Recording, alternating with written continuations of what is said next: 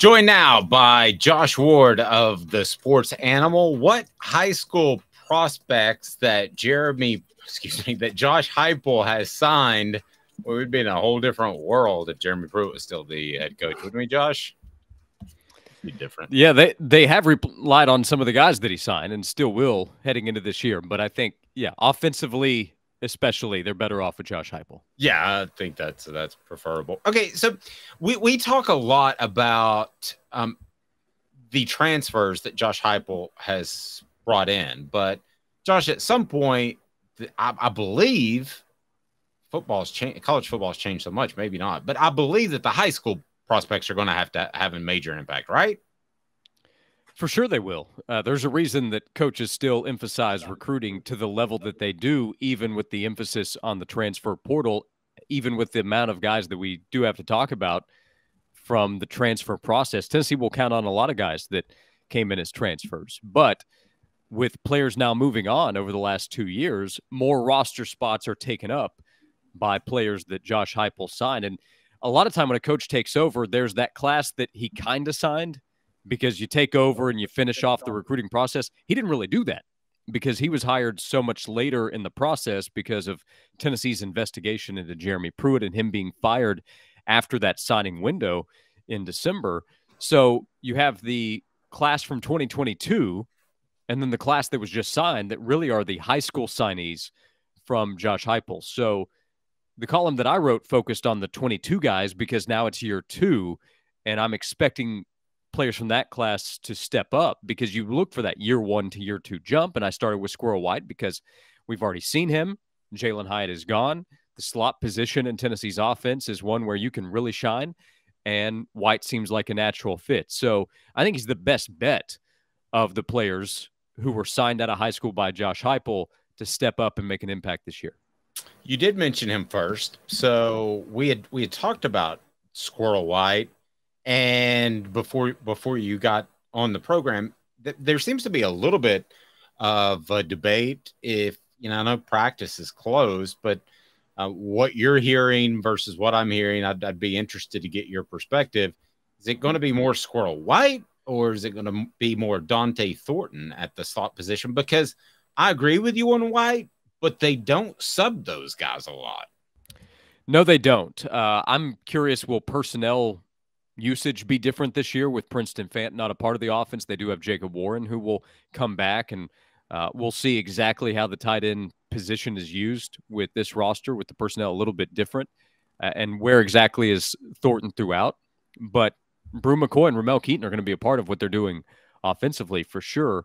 I just have a hard time believing that White's not going to be a factor after we've already seen him play and play well in the Orange Bowl, where he had to step up with Jalen Hyatt opting out to get ready for the NFL draft. So we've already seen it from White. Now, have we seen it for an entire season?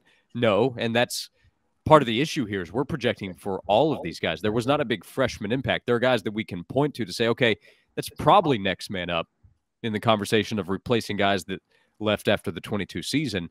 And Dante Thornton is going to be a factor. He also was not fully healthy during spring, so we weren't able to get a full gauge of what they thought from what they saw in the spring. It was good to have him here, but Thornton was not at full strength, which affected their ability to see everything that those guys are going to be able to do. Brew McCoy was not a part of what they were doing in practice this past spring, so they weren't in the orange and white game. None of those guys played, so they were all out. So my bet is that Squirrel White is going to be a factor in this offense. No, I think so. I want to remind everyone portions of the program brought to you by AndyMasonRealEstate.com. AndyMasonRealEstate.com. He's my realtor. Should be yours.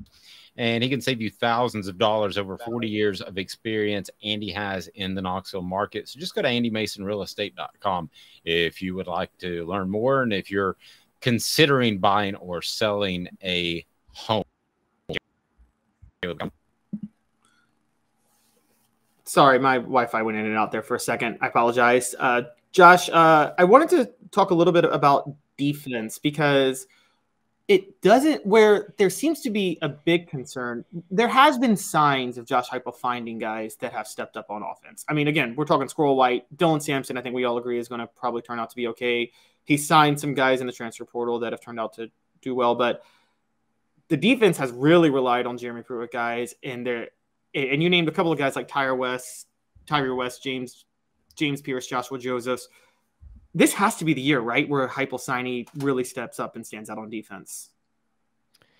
Yeah, leads the way. I don't know about that, but Josephs needs to be a part of what they're doing on the edge. Tyree West, if he's able to emerge and be a part of the rotation on the defensive line, that would be a plus. Amari Thomas is a leader there on the interior of the defensive line. Bryson Easton. So we are still talking about a lot of Pruitt guys, and then the transfer market brought in Omar Norman Lott, who will play on the defensive line.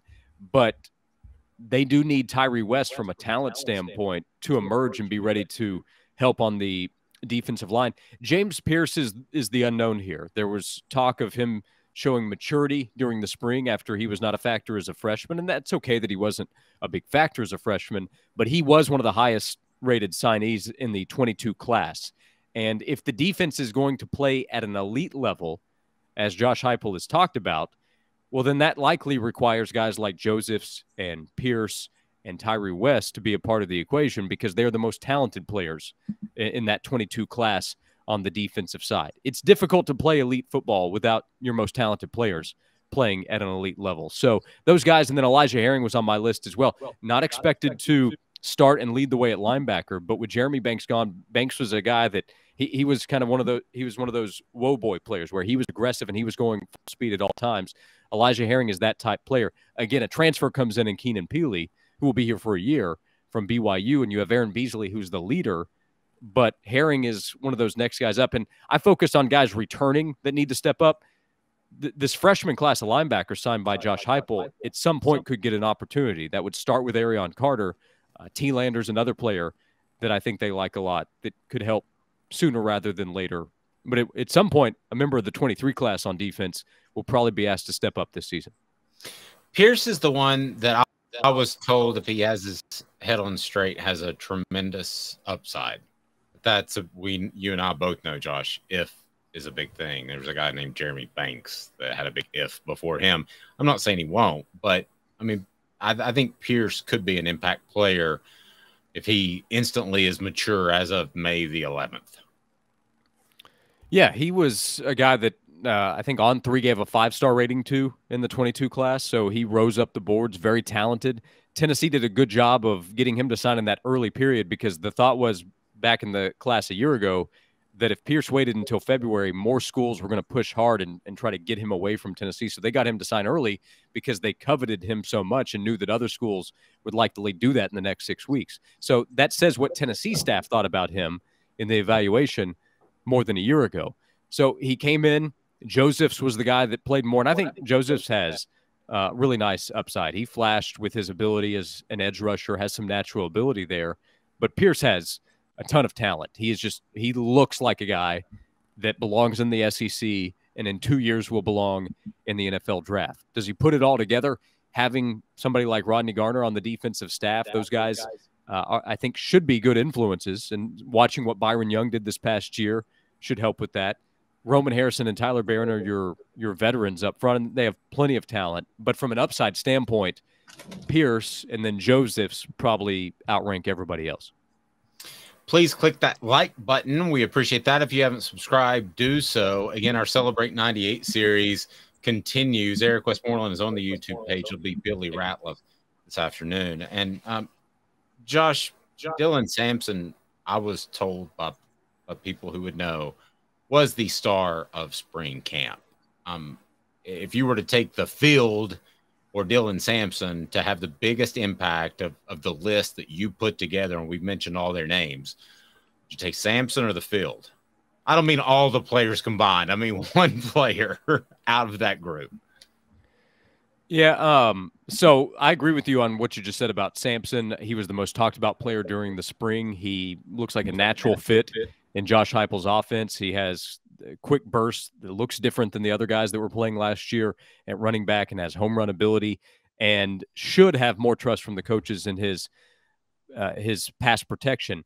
But I would also say he's at a position where Jalen Wright's going to play and Jabari Small's going to play and Cam Seldon's going to be a factor at running back. So there are more shares to be divvied up at that position. So I'd probably take the field, but that's not to diminish how important Sampson can be. And it's at a position where you have to have all those guys available. But the ability to make a jump, Sampson has to factor in more than he did last year. We saw, again, flashes, the Missouri game, Vanderbilt game. He showed his ability with the breakaway speed, which will get him more opportunity this upcoming fall. So Dylan Sampson is absolutely a punch from Heupel's high signees to make a bigger impact in 2023.